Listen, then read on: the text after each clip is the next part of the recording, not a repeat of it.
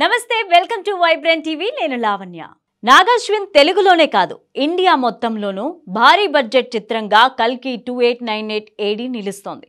500-600 కోట్లలో కల్కి సినిమాను నాగాశ్విన్ తీస్తుండగా లెక్కలు వినిపిస్తున్నాయి అయితే కల్కి కోసం నాగి ఊహించుకున్న లోకం వేరు క్రియేట్ చేసిన వరల్డ్ నెవర్ బిఫోర్ అనేలా ఉంటుందట ఇక కల్కి కోసం బుజ్జి అనే కారుని కూడా డిజైన్ చేసిన సంగతి తెలిసిందే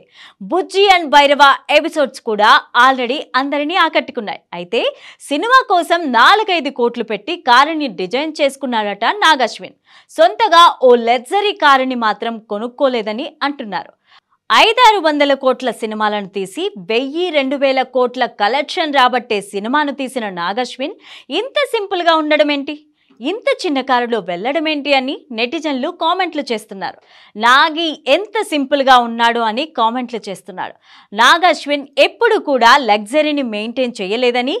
ఈవెంట్లో కూడా పెద్దగా రెడీ అయి రాడని ఏదో సింపుల్గా అలా వచ్చేస్తూ ఉంటారని అంటున్నారంతా అయితే బయట కూడా అలాగే సింపుల్గా ఉంటాడని హ్యాంగర్కున్న ఏదో షర్టో టీషర్టో వేసుకొని వచ్చేస్తూ సింపుల్గా వచ్చేస్తూ ఉంటాడని అంటున్నారు ఇక నాగి సింప్లిసిటీ గ్రేట్ అంటూ నెటిజన్లు ప్రశంసల వర్షం కురిపిస్తున్నారు నాగాశ్విన్ ముందు